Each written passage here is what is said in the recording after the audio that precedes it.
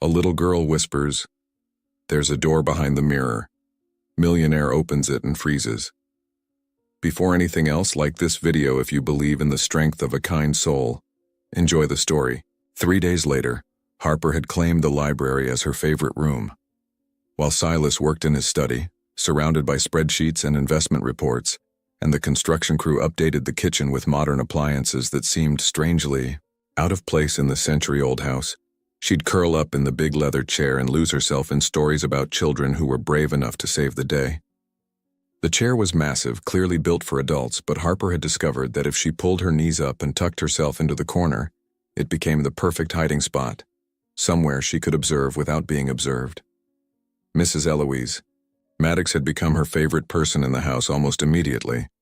At 70, she moved with the careful grace of someone who had spent decades keeping important things safe. Her silver hair was always perfectly pinned in a style that belonged to an earlier era, and her eyes held the kind of warmth that made Harper feel like she belonged somewhere for the first time in her memory. Unlike the social workers and foster parents who had moved through Harper's life with professional kindness, Mrs. Maddox looked at her as if she genuinely mattered, as if her thoughts and feelings were worth hearing. "The Bennett family has lived here for over 100 years, Mrs. Maddox was explaining as she dusted the tall mirror that dominated the far wall of the library. Her movements were methodical, reverent, the way someone might tend to a shrine. "Your new father's great-great-grandfather built this room specifically for his book collection. He was quite the scholar, from what I understand. Loved first editions and rare manuscripts. Some of these books haven't been opened in decades." The mirror itself was remarkable, nearly 8 feet tall and framed in carved mahogany that depicted intricate scenes of birds and flowers. Harper had been fascinated by it since her first day in the library, the way it seemed to watch everything that happened in the room, reflecting not just images but somehow capturing the very essence of the space. Sometimes, when the afternoon light hit it just right, she could swear she saw shadows moving in its depths that didn't match the shadows in the room. Harper was only half listening to Mrs. Maddox's historical lecture. She was playing a private game of hide-and-seek, imagining where she would hide if she needed to disappear quickly. It was an old habit from her orphanage days, when knowing the escape routes had sometimes meant the difference between safety and trouble. The heavy curtains that hung beside the tall windows, the space behind the antique globe that stood on its own pedestal, the narrow gap between 2 bookcases that seemed designed for someone exactly her size. That's when she heard a click, a soft mechanical sound that seemed to come from inside the wall itself, from somewhere behind the mirror. Harper's head snapped up, her game forgotten. Mrs. Maddox was still talking about leather-bound first editions and the importance of proper book preservation, but Harper's entire focus had narrowed to that one spot behind the mirror, her senses, suddenly sharp with the kind of alertness that had kept her safe in uncertain situations. Click. There it was again, deliberate, intentional, like a lock turning, or a latch being released. Not the random settling sounds that old houses made, but something purposeful, something that suggested hidden mechanisms and secret purposes. Harper slipped from her chair and approached the mirror, her bare feet silent on the Persian rug. Her reflection looked small and uncertain against the ornate frame, her light brown curls catching the afternoon light that streamed through the tall windows. But her eyes were bright with curiosity and something else, a growing certainty that she was on the verge of discovering something important. She pressed her ear to the glass, feeling the cool surface against her skin, then to the wall beside it where the sound seemed to originate. Click, click. The sounds were definitely coming from behind the wall, rhythmic and deliberate. Harper's heart began to race with excitement and a little fear. In her experience, hidden things were usually hidden for good reasons. "Mrs. Maddox," Harper whispered, not wanting to break whatever spell was happening, afraid that speaking too loudly might make the sound stop. "Yes, dear? Can mirrors have doors behind them?" The older woman's face went pale, all the color draining from her cheeks as if Harper had said something terrible. The dust cloth fell from her hands and fluttered to the floor like a wounded bird. "What did you say?" I heard clicking. Like a door opening and closing, or maybe a lock. Mrs. Maddox set down her cleaning supplies with shaking hands, her movement suddenly uncertain. "Harper, I think you should—" "Harper!" Silas's voice boomed from the doorway, cutting through the afternoon quiet like a thundercrack. He'd clearly been running, his perfect composure finally cracked, his usually immaculate appearance disheveled. His tie was askew, and there was something in his eyes that Harper had never seen before. Genuine panic. "What are you doing?" "There's something behind the mirror," Harper said, her voice small but certain, carrying the conviction of someone who had learned to trust her instincts, above all else. "I heard it clicking." Silas looked at Mrs. Maddox, who nodded slowly, her face grave. "She's right, Mr. Bennett. The child has sharp ears." For a long moment nobody moved.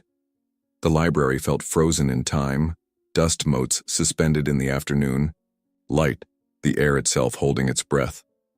Then Silas walked slowly to the mirror, his businessman's confidence replaced by something Harper had never seen before, genuine fear mixed with a terrible kind of recognition. "Help me move this," he said quietly, his voice barely above a whisper. Together, he and Mrs. Maddox carefully lifted the heavy mirror away from the wall. It took both of them working in careful coordination, the mirror clearly much heavier than it appeared. Harper held her breath as they set it aside, revealing what lay behind. Harper gasped, her hand flying to her mouth. Behind the mirror was a wooden door, old and worn, crafted from dark wood that had aged to the color of midnight. It had an antique, brass handle that caught the light and looked like it had been turned recently. There were no cobwebs, no dust, just the dull gleam of metal that had seen recent use. The wood around the lock was lighter than the rest, as if someone had been working to keep it functional, oiling hinges and cleaning mechanisms. This wasn't some forgotten relic. This was a door that someone had been maintaining. Silas stared at the door, his face white as paper. "This isn't on any of the house plans." "No, sir," Mrs. Maddox said quietly, her voice carrying the weight of years of unspoken knowledge. "It wouldn't be." Harper stepped closer, her heart pounding with excitement and terror in equal measure. She'd found her first real secret, and from the look on Silas's face, the fear in Mrs. Maddox's eyes, it was bigger and more dangerous than she'd imagined. "There's a door behind the mirror," she whispered, just as she had in her dreams for the past 3 nights. The morning mist clung to the windows of the Bennett mansion like whispered secrets refusing to let go. Harper Lane pressed her small face against the cold glass, watching droplets race each other down the pane. Creaks that didn't match footsteps, whispers that couldn't quite be wind, the settling sounds that old houses made, but somehow more deliberate, more intentional. And something else. Something that made her skin prickle with the same feeling she'd had right before the fire alarm went off at the orphanage last year. That sense that something was wrong even when everyone else seemed perfectly calm. "Silas?" she asked quietly, her voice small in the grand space. "Yes, sweetheart." The endearment still felt new on his tongue, and Harper could hear him trying it out, testing whether it fit. At the adoption agency, he had called her Harper, then Miss Lane with formal politeness. Now he was attempting the language of fatherhood, one careful word at a time. "Do houses have memories?" He paused, his hand freezing on his briefcase handle. For a moment his careful composure slipped, and Harper saw something flicker across his face. Uncertainty, maybe even fear. It was the first time she had seen him look truly unsure of himself, and it made something cold settle in her stomach. "What makes you ask that, honey? This one feels like it's trying to tell me something, like it's been waiting a long time for someone to listen." The door remained unopened for 2 days. Silas had called his lawyers, his construction foreman, even the county records office, but no one could explain why there was an undocumented door in his library. He'd taken to pacing the halls at night, and Harper could hear his footsteps from her bedroom, a restless rhythm that spoke of a man wrestling with questions he couldn't answer. During the day, he threw himself into work with even more intensity than usual. Harper would watch him through the crack in his study door, surrounded by architectural plans and legal documents, His phone pressed to his ear as he spoke in rapid, clipped sentences to people who couldn't give him the answers he needed. She could see the tension in his shoulders, the way his jaw clenched when he thought no one was looking. This was a man accustomed to having control over every detail of his life, and the hidden door had shattered that illusion of mastery. She was getting good at listening, really listening, the way her time in the foster system had taught her. The house had so many voices once you knew how to hear them. The grandfather clock in the main hallway that chimed 1 minute early, as if it was eager to mark time's passage. The floorboard in the upstairs hallway that squeaked when anyone heavier than Harper walked on it, positioned just outside Silas's bedroom door like an early warning system. The radiators that clanked and hissed their own mysterious conversations throughout the night. And now the soft sounds of someone moving around downstairs when everyone was supposed to be asleep. Harper had learned to distinguish between the normal settling sounds of an old house and the deliberate footsteps of someone who didn't want to be heard. These were careful movements, measured and purposeful. Someone who knew the house well enough to avoid the creaky spots, who understood which doors would groan and which would open silently. On Thursday evening, Harper was in the kitchen helping Mrs. Maddox prepare dinner when Vanessa Quinn arrived. She was beautiful in the way that made Harper think of movie stars, the kind of perfect that seemed almost artificial. Her blonde hair fell in perfectly straight lines to her shoulders, never seeming to move out of place even in the wind. Her clothes looked expensive even to a 9-year-old who had learned to recognize the difference between quality and pretense, and her smile seemed painted on, the kind of expression that never quite reached her eyes. "Silas," Vanessa called out as she swept into the kitchen, her heels clicking against the tile in a staccato rhythm that somehow managed to sound both confident and predatory. "I hope you don't mind me stopping by. I wanted to check on the progress upstairs." Harper watched as Silas's entire demeanor changed the moment Vanessa entered the room. His shoulders relaxed and that careful business smile spread across his face, the same expression he wore during important phone calls and client meetings. Around Vanessa, he looked like he was trying to be someone else, someone more charming and carefree than the serious, methodical man Harper was getting to know. "Of course, let me show you what the crew finished today." They disappeared upstairs, leaving Harper with Mrs. Maddox, who was stirring soup with considerably more force than the task required. The older woman's mouth was pressed into a thin line of disapproval, and Harper could sense waves of tension radiating from her usually calm presence. "She comes by a lot," Harper observed, testing the waters. "Too much," Mrs. Maddox muttered under her breath, then caught herself. "I mean, she's very dedicated to her work." Harper was about to ask what she meant when Vanessa's voice drifted down from the upper floor. She was on her phone, and she clearly thought she was alone, out of earshot of the kitchen. But Harper had learned to pay attention to conversations that adults didn't think children could hear, and the house's acoustics carried sound in unexpected ways. "Just a few more nights," Vanessa was saying, her voice different now, sharper, more focused, stripped of the warm professionalism she displayed around Silas. "The safe will be yours by the end of the week, I guarantee it." Harper's stomach dropped like a stone. She looked at Mrs. Maddox, who had gone very still, her wooden spoon frozen mid-stir. "I'm being careful," Vanessa continued, her voice growing more confident. "He trusts me completely. The renovation gives me perfect access to every room in the house. The kid is the only wild card, but she's just a kid. Nobody listens to orphans anyway. They're too damaged, too desperate for attention to be credible." The words hit Harper like ice water, each syllable a familiar wound reopened. Nobody listens to orphans.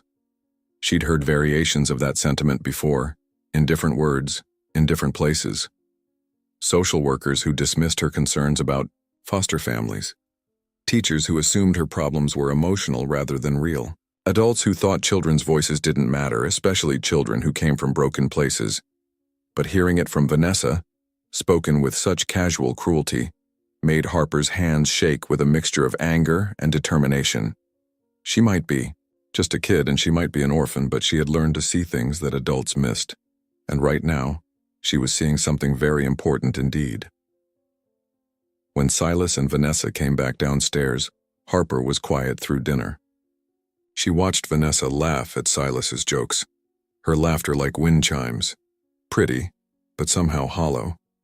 She watched the way Vanessa touched his hand when she made a point, her fingers lingering just a moment longer than necessary. She watched, that perfect smile and those calculating eyes that never stopped moving around the room, cataloging, measuring, planning. Vanessa complimented Mrs. Maddox on the soup, praised the renovation progress, and asked seemingly innocent questions about the house's history and valuable items. But now Harper could see what adults missed, the way Vanessa's questions were too specific, too focused on certain topics. She wanted to know about safes, about valuable collections, about rooms that might contain things worth stealing. After Vanessa left, Harper found Silas in his study, surrounded by papers and investment reports. The room smelled of leather and coffee, and the desk lamp cast a warm circle of light that made everything beyond it seem shadowy and uncertain. "I need to tell you something," she said carefully, approaching his desk like she might approach a nervous animal. "What is it, sweetheart?" He looked up from his papers, his expression patient but distracted, his mind clearly still occupied with business matters. "I heard Vanessa on the phone. She said something about a safe." Silas set down his pen and gave her his full attention, but his expression was patient rather than concerned. "Harper, adults have lots of phone conversations about business things. Sometimes they can sound more serious than they are when you only hear part of the conversation." She said, "Nobody listens to orphans anyway."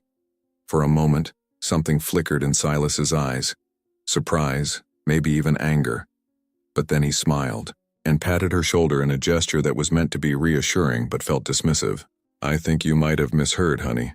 Vanessa likes you. She's been very supportive of our family. But I heard her say, Harper." His voice was gentle but firm, the tone adults used when they wanted to end a conversation without seeming cruel. "Sometimes when we're adjusting to new situations, our imagination can run away with us.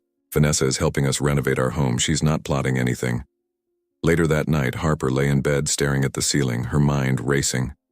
The house was making its nighttime sounds again, but now they felt different, more urgent, like it was trying to warn her about something, like the walls themselves were holding secrets that needed to be told.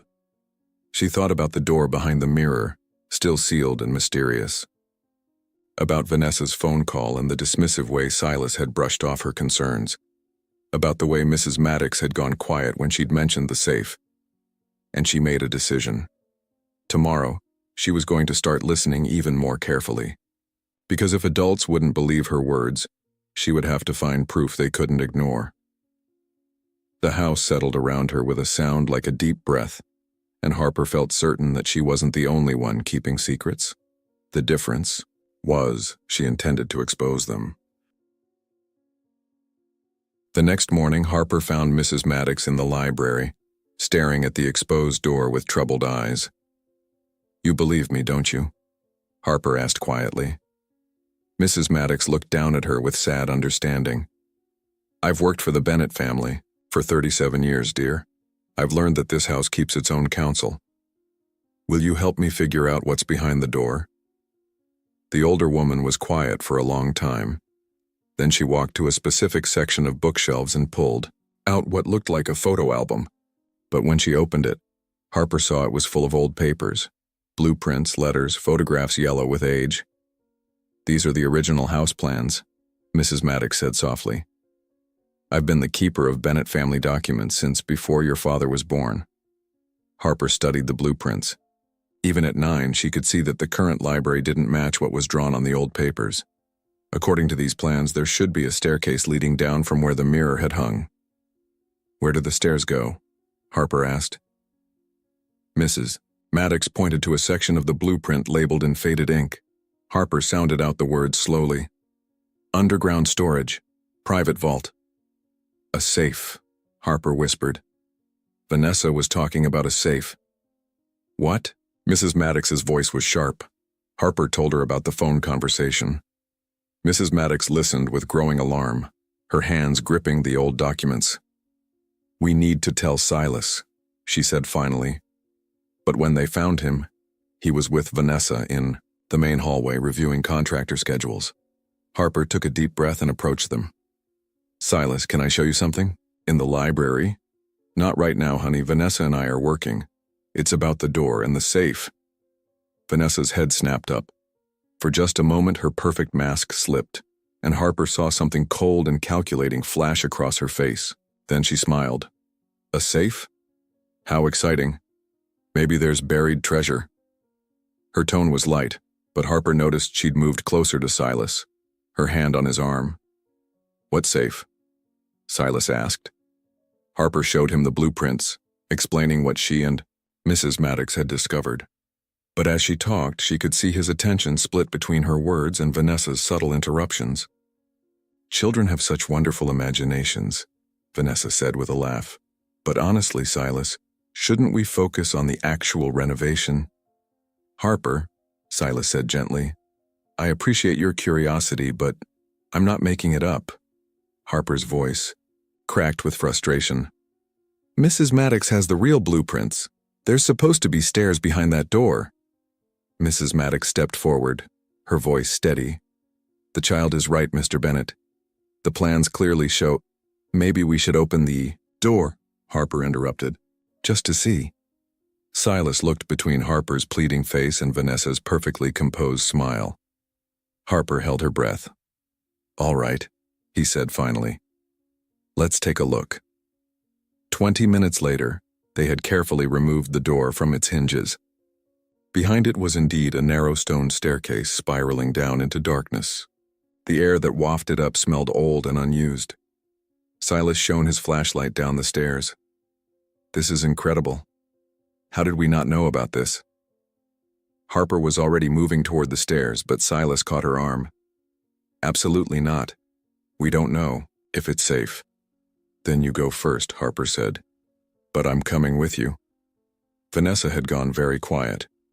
Harper noticed she was standing back from the door, her earlier enthusiasm completely gone. "Maybe we should call a structural engineer first," Vanessa suggested. "These old staircases can be dangerous." But Silas was already starting down, his flashlight beam dancing off stone walls. Harper followed close behind, her heart pounding with excitement and fear. The staircase ended in a small underground room, carved directly from the stone foundation of the house. It was empty except for an old wooden chest and something that made Harper's stomach lurch, dark stains on the stone floor that looked suspiciously like dried blood. "Silas," Harper whispered, pointing. He crouched down, his face grave. "This is old. Very old." He examined the wooden chest, which had a complex brass lock. "But this chest has been opened recently. Look at the scratches around the keyhole." Harper studied the bloodstains, her mind racing. "Someone got hurt down here." "A long time ago," Silas said, but his voice was uncertain. Behind them, they heard footsteps on the stairs. Vanessa appeared, her face carefully neutral. "Find anything interesting?" she asked. Harper watched Vanessa's eyes move quickly around the room, taking in every detail. When her gaze landed on the chest, Harper saw something she recognized from her orphanage days, the look of someone planning something they shouldn't. "We should probably seal this back up," Vanessa said quickly. "For safety." But Harper was no longer listening to the adults. She was listening to the house, and the house was practically screaming at her to pay attention. There was more here than blood and an empty chest. There was a story waiting to be told, and she was going to be the one to tell it. Every old house holds stories in its bones, but sometimes those stories are warnings waiting for someone brave enough to read them. For 3 days after discovering the underground room, Harper watched and waited with the patience of someone who had learned that survival sometimes depended on perfect timing. She noticed how Vanessa found reasons to visit every day, always, with some architectural detail to discuss with Silas, always with another excuse to walk through the house and examine its contents. She noticed how Vanessa's eyes lingered on the library, especially the area around the sealed door, with the calculating gaze of someone taking inventory. And she noticed how every time Harper tried to bring up the underground room or the strange phone conversation, Silas seemed distracted, his attention pulled away by business calls or Vanessa's perfectly timed interruptions. The pattern was becoming clear to Harper in a way that apparently escaped the adults around her. Vanessa was mapping the house, learning its rhythms, figuring out when people would be where. She asked casual questions about valuable items, about family heirlooms, about Silas's business schedule. All perfectly innocent inquiries from an architect. But Harper had learned to recognize the difference between curiosity and reconnaissance. Mr. Vernon Hale arrived on a Tuesday, carrying his black leather briefcase and wearing the kind of stern expression that made Harper want to hide behind Mrs. Maddox. At 75, he moved with the careful dignity of someone who had spent decades making decisions that other people didn't like. His silver hair combed back in a style that suggested old money and older values. His suits were always perfectly pressed, his shoes always polished to a mirror shine, and his manner suggested that he considered most modern developments to be disappointing departures from proper tradition. "Bennett," he said without preamble, as he entered the study, setting his briefcase down with the kind of deliberate precision that made everything he did seem like a formal pronouncement. "We need to discuss this archaeological adventure of yours." Harper was supposedly in the kitchen helping Mrs. Maddox with lunch preparation, but she'd positioned herself at the perfect angle to hear every word through the partially open door. She'd learned that adults often revealed their true thoughts when they believed children weren't listening. "It's not an archaeological adventure, Vernon. It's my house, and I found a room that's not on any official plans." Silas's voice carried the edge of a man who was tired of explaining himself. "Exactly. My point." Mr. Vernon's tone was that of a professor lecturing a particularly slow student. "Some things are left off official plans for good reasons. Family reasons, private reasons, reasons that are none of the government's business." Harper crept closer, to the doorway, her bare feet silent on the Persian runner that lined the hallway. "The child has been filling your head with stories," Mr. Vernon continued, and Harper could hear the dismissive certainty in his voice. "Children from difficult backgrounds often have overactive imaginations. They see drama where none exists because drama has been the constant in their lives. It's a coping mechanism, but it's not healthy to indulge it." Harper's face burned with a familiar shame and anger.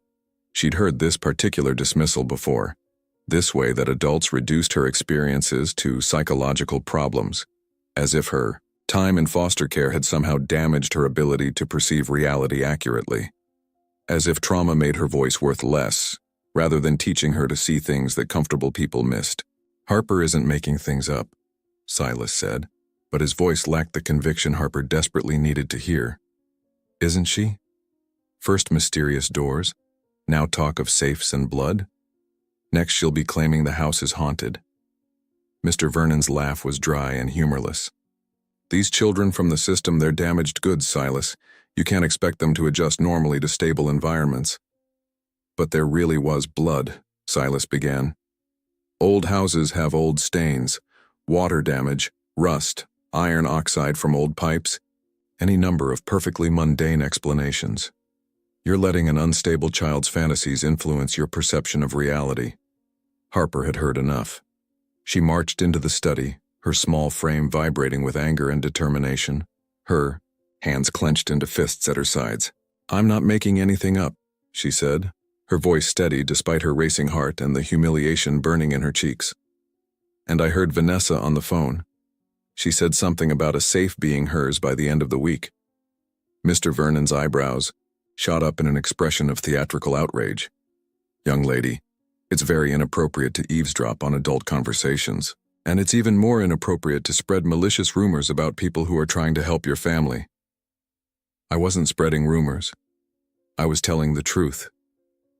"Harper," Silas said gently, his voice carrying that particular tone of adult patience that Harper was learning to hate. "Adults sometimes discuss business in ways that can sound confusing to children.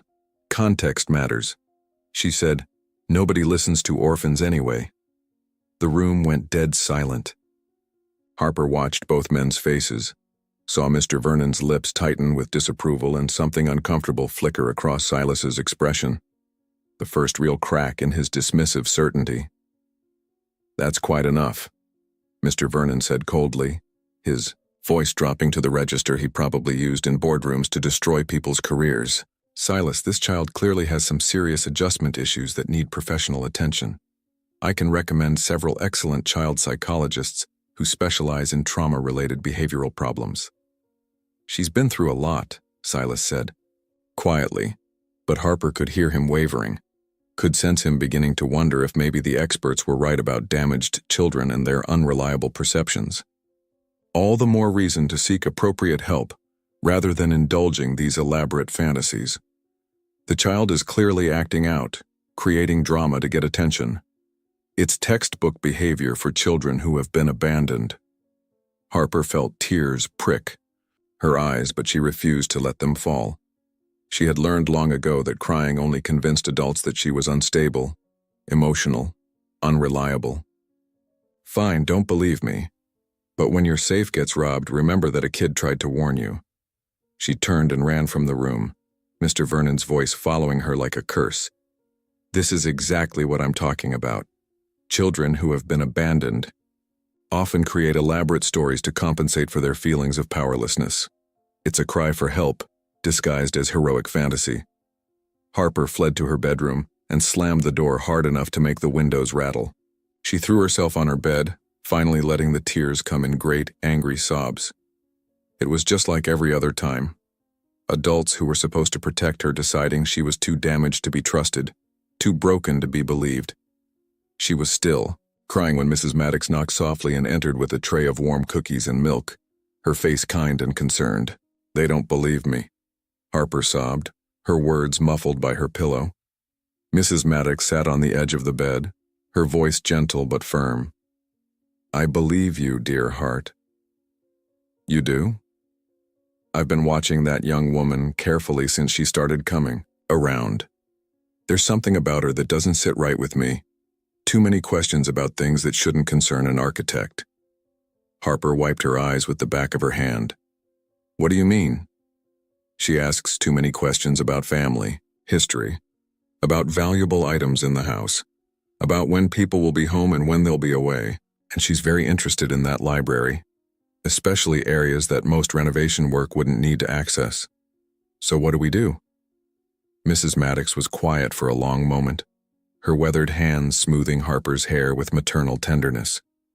We keep watching. We trust each other.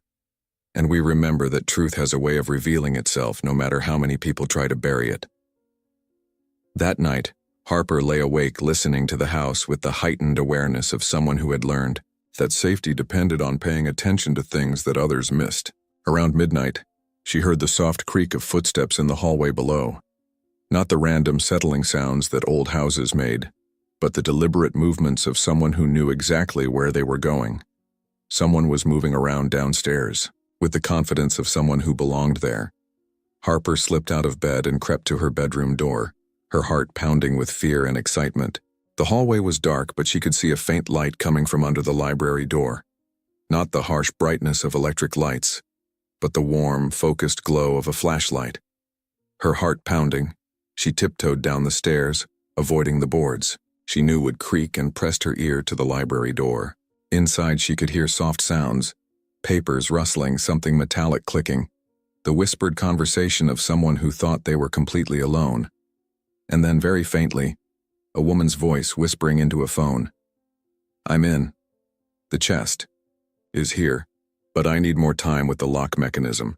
Yes, I have the blueprints. No, the child is sleeping. Harper's blood turned to ice. It was Vanessa, and she was talking about Harper as if she was just another obstacle to be managed. Harper spent the next day in agony, carrying the weight of knowledge that no one would believe. She tried to tell Silas about hearing Vanessa in the library, but he was distracted by urgent work calls and barely listened, his attention pulled away by the demands of his investment firm. When she told Mrs. Maddox, the older woman grew very worried, but insisted they needed concrete proof before making serious accusations against someone with Vanessa's professional standing and personal relationship with Silas. No one will believe us without evidence, Mrs. Maddox said quietly, her voice heavy with the wisdom of someone who had seen how power and privilege could shield people from consequences. Not after yesterday. Mr. Vernon has significant influence with your father, and he's already planted seeds of doubt about your credibility.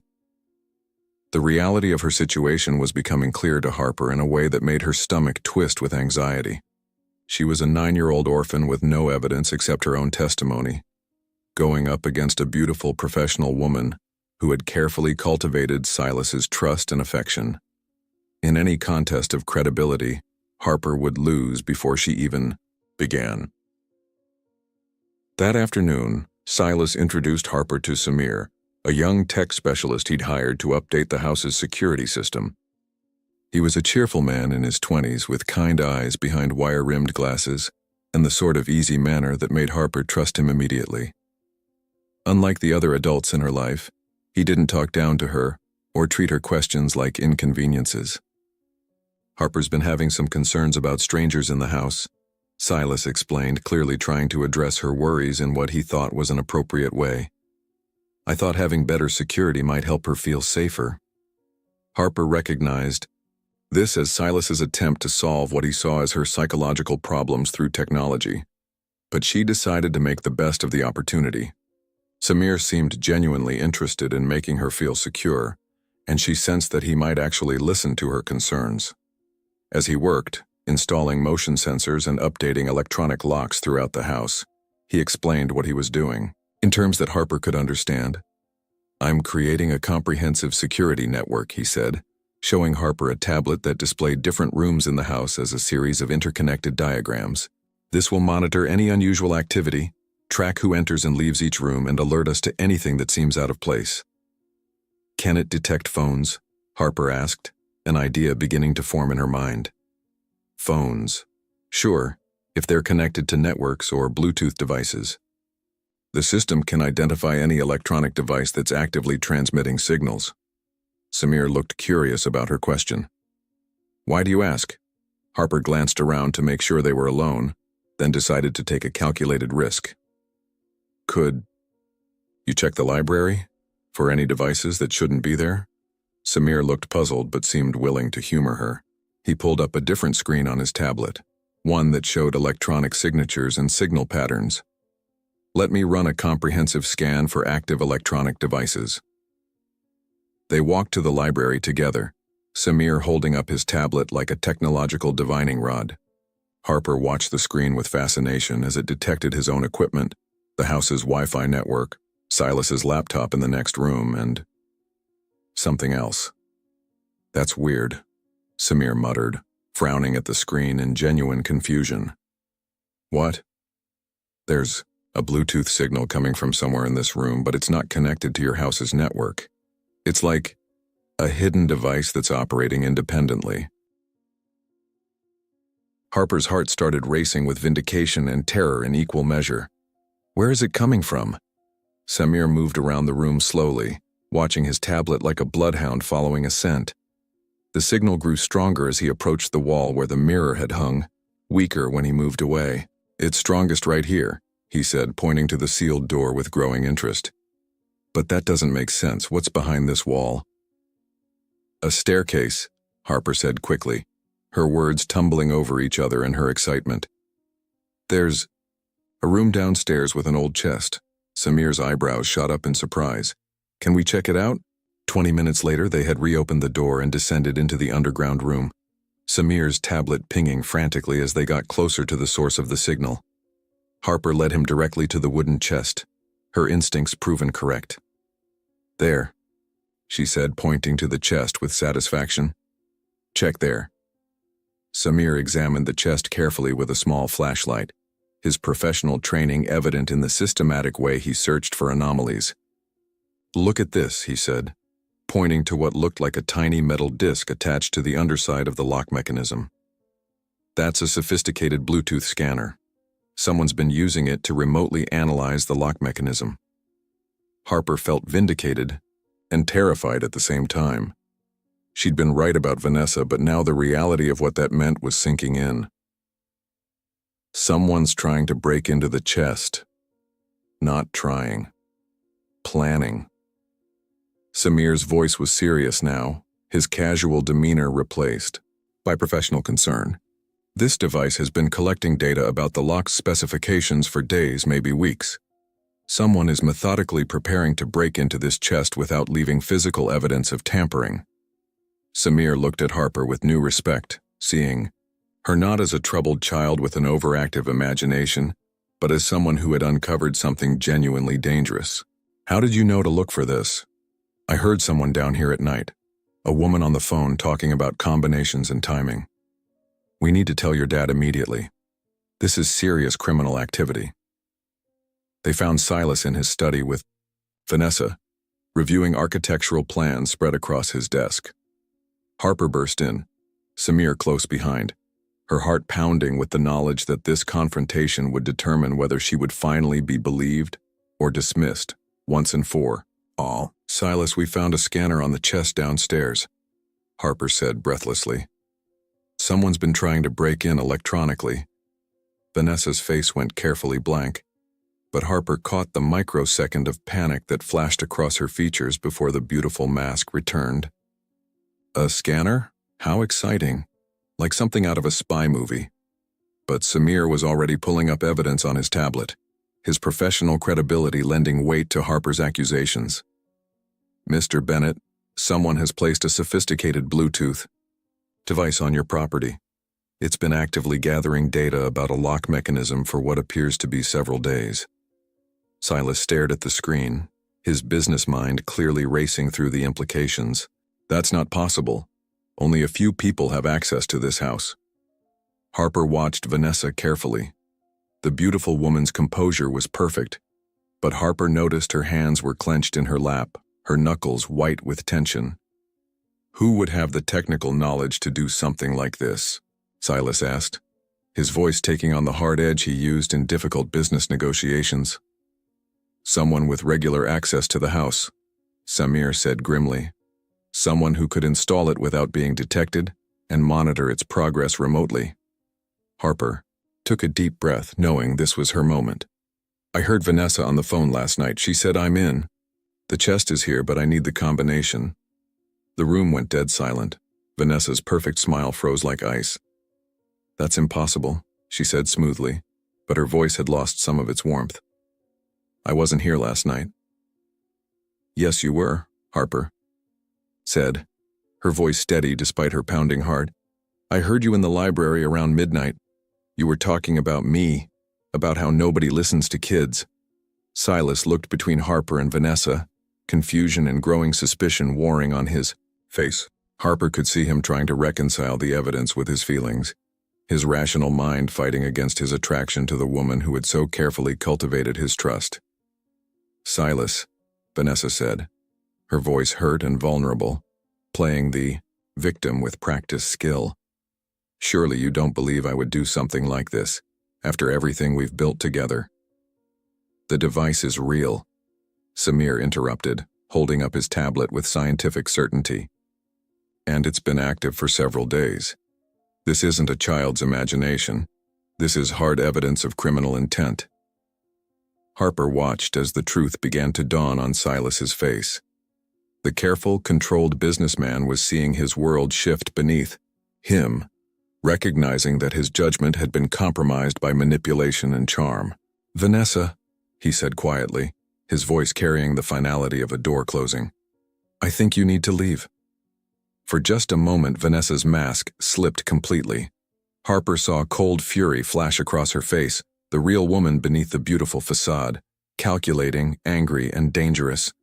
Then the perfect smile returned, but it no longer reached her eyes. "Of course," Vanessa said, gathering her purse with movements that were just a little too controlled. "Call me when you're ready to discuss this rationally." After she left, Silas sat heavily in his chair, looking older than Harper had ever seen him. "Harper, I owe you an apology." "You believe me now?" "I should have believed you from the beginning. I'm sorry I let my personal feelings cloud my judgment." But Harper's victory felt hollow and incomplete. Something about Vanessa's too easy departure bothered her deeply. People who planned elaborate heists with sophisticated technology didn't usually give up so quickly when caught. "Silas," she said carefully, trusting the instincts that had kept her safe through years of uncertainty, "I don't think she's done." Harper was right to be worried. For 2 days, the house felt like it was holding its breath. Silas had changed the security codes and asked Samir to monitor all electronic activity, but Harper couldn't shake the feeling that Vanessa wasn't finished.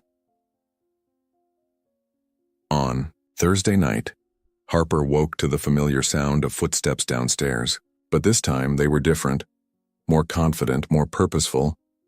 She crept to her window and looked down at the driveway. Vanessa's car was parked in the shadows beyond the main entrance, almost hidden by trees. Harper's stomach dropped.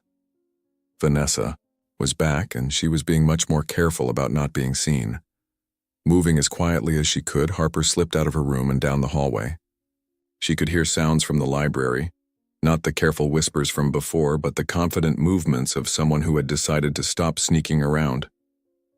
Harper positioned herself at the top of the stairs where she could see into the library. Vanessa was there, dressed in dark clothes, working with some kind of electronic device at the hidden door. As Harper watched, Vanessa descended into the underground room.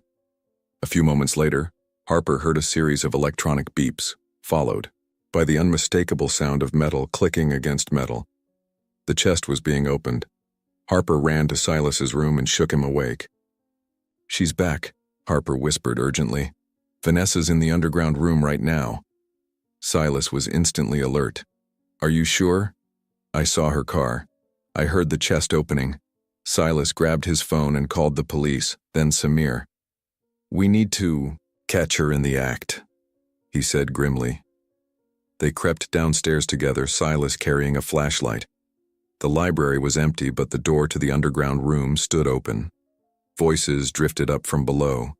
Vanessa on her phone again, but now she sounded triumphant. "I have it. The whole collection. Letters, photographs, and something else. Looks like a confession of some kind. This is worth more than we thought." Silas started down the stairs, Harper close behind. They could see Vanessa's flashlight beam, playing across old documents she was placing in a small metallic case. "Vanessa," Silas said, his voice hard. She spun around, her beautiful face twisted with anger and desperation. Silas and the little spy. She looked at Harper with genuine hatred. "You just couldn't leave it alone, could you? What are you stealing?" Harper asked, surprised by her own boldness. Vanessa laughed bitterly. "Stealing? This stuff has been rotting down here for decades. Your precious Bennett family never even knew it existed." "How did you know about it?" Silas demanded. "My great-grandfather worked on this house in 1924. He knew about the secret room, about what the original owner hid down here." Vanessa's eyes were wild now. Documents that prove the Maddox family was cheated out of their inheritance. Letters that show how the Bennetts built their fortune on stolen land. Harper felt the world tilt. "Mrs. Maddox?" "Not your Mrs. Maddox. Her family, generations ago. This proves they were the rightful owners of this property." "Then why steal it?" Silas asked. "Why not bring it to court?" Vanessa's laugh was bitter. "Because courts favor rich families like yours, but private collectors pay very well for authentic historical scandals." Police sirens were getting louder outside. Vanessa's face went desperate. "I'm not going to prison for you people," she snarled, pushing past them toward the stairs. But Harper had spent her whole life learning to be quick and resourceful. As Vanessa rushed past, Harper stuck out her foot. Vanessa tumbled, the metallic case flying from her hands and scattering its contents across the stone floor. Harper dove for the nearest document, rolling away as Vanessa lunged for her. "Leave her alone," Silas shouted, but Harper was already scrambling up the stairs.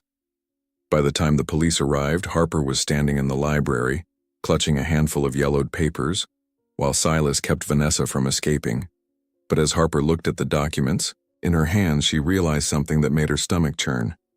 These weren't just historical curiosities, they were death certificates, and a suicide note, and photographs of what looked like a crime scene. The blood in the underground room wasn't from some long-ago accident. Someone had died down there, and someone else had hidden the evidence. Sometimes the treasure hidden in old houses isn't gold or jewels. Sometimes it's truth that someone was desperate to bury forever.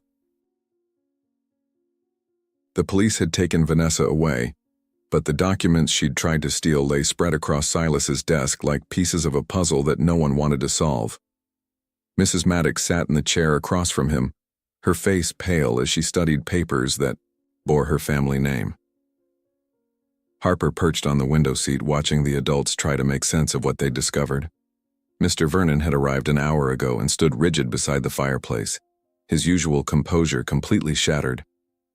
"Read it again," Mrs. Maddox said quietly, her voice barely above a whisper. Silas picked up the handwritten letter dated 1923. "To whoever finds this record, I cannot live with what I have done.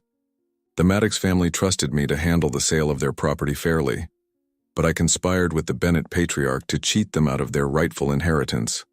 When young Thomas Maddox discovered my deception and threatened to expose us both, I lost my mind. In the struggle, he fell and struck his head. By the time I realized he was dead, Bennett had convinced me that our only option was to hide the truth. We buried Thomas in the foundation and destroyed all records of the Maddox family's claim to this land. I can no longer bear the weight of this secret. May God forgive us all. Herbert Crane, attorney." The room was silent, except for the ticking of the grandfather clock. "Thomas Maddox was my great-great-uncle," Mrs. Maddox said finally. "He disappeared in 1923. The family always wondered what happened to him." Harper hugged her knees to her chest. "He was murdered."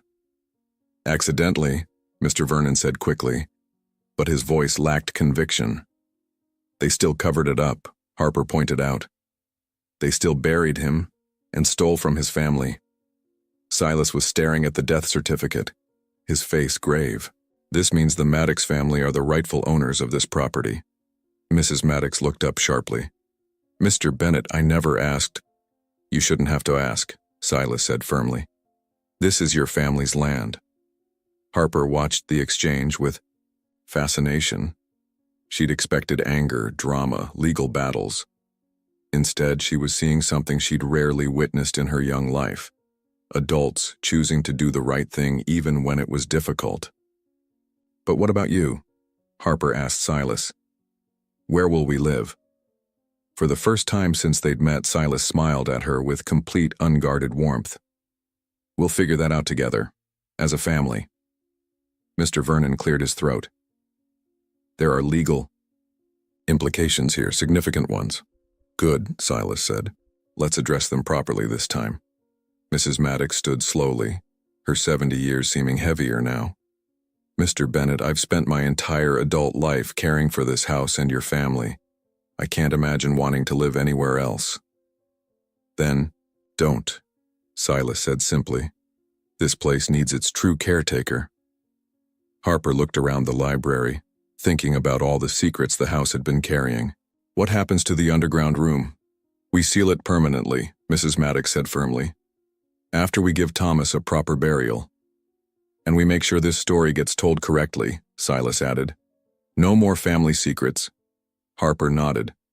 She thought about Vanessa, now facing charges for attempted theft and breaking and entering. Vanessa was wrong about the courts, wasn't she? She thought rich people always win. "Sometimes they do," Silas admitted. "But not this time." Mr. Vernon had been unusually quiet. Now he stepped forward, his stern face showing something Harper had never seen before: respect. "Young lady," he said formally, "I owe you an apology." Harper looked up at him warily. "You saw truth where adults chose to see convenience. You spoke up when it would have been easier to stay quiet." He paused, seeming to struggle with words. "That takes remarkable courage." "I just listened," Harper said simply. "No," Mr. Vernon said, settling into a chair beside her. "You did much more than that. You dared to look straight at difficult truths. Very few people can do that." For the first time, his hand settled gently on her shoulder. Harper felt something she'd never experienced before. The warm weight of being truly believed, truly valued, truly part of something bigger than herself. "So we're really a family now?" she asked Silas. "We really are," he said. "And this will always be our home." even if the name on the deed changes. Mrs. Maddox smiled through her tears. I think Harper's house sounds perfect. 6 months later, Harper sat in the library, now officially part of Maddox house, reading aloud to Mrs. Maddox while Silas worked at his laptop nearby. The mirror was back on the wall, but now it reflected a family that had learned to face their shadows together. Thomas Maddox had been given a proper burial in the town cemetery, with a headstone that told the truth about his life and death. The underground room had been sealed, but not before historians had documented everything found there. The story had made national news. Child uncovers century-old cover-up, millionaire returns stolen property. Harper had been interviewed by reporters, had her picture in newspapers, and received letters from children all over the country, telling her about times adults hadn't believed them. But what mattered most to her was much simpler. She belonged somewhere. Mrs. Maddox still ran the house, but now as its rightful owner rather than its employee. Silas had purchased a smaller property nearby and split his time between managing his business and learning how to be a real father. And Harper had started a new school where teachers listened when she spoke up. Mr. Vernon visited every Sunday for dinner, having discovered that he actually enjoyed the company of a child who wasn't afraid to challenge him. He'd become Harper's unexpected champion, supporting her when she raised her hand in school, when she questioned authority, when she insisted on being heard. Harper, Mrs. Maddox said as she closed the book they'd been reading, do you ever regret opening that door? Harper considered the question seriously. The past 6 months had been complicated. Court proceedings, media attention, difficult conversations about justice and family history. There had been moments when she'd wished she could go back to the simple days of just being a newly adopted daughter in a big, quiet house. No, she said finally. Secrets are too heavy for houses to carry alone. Silas looked up from his laptop. And too heavy for children to carry alone. I wasn't alone, Harper pointed out. I had you and Mrs. Maddox and even Mr. Vernon once. He decided to listen. You had us, Silas agreed, but you still had to be brave enough to speak up first. Harper curled up in her favorite chair, looking around the library that had become the heart of their unusual family. The book still held their stories, but now the house itself had been allowed to tell its story too. Silas? She said sleepily. Yes?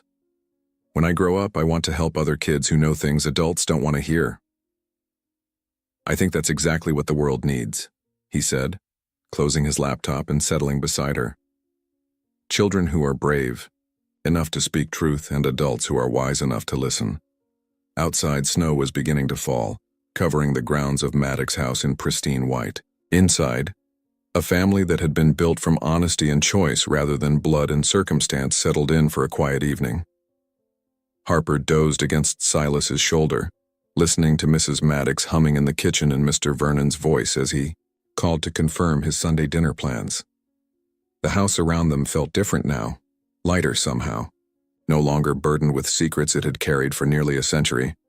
As she drifted off to sleep, Harper thought about all the other children out there who might be listening to things adults didn't want to hear.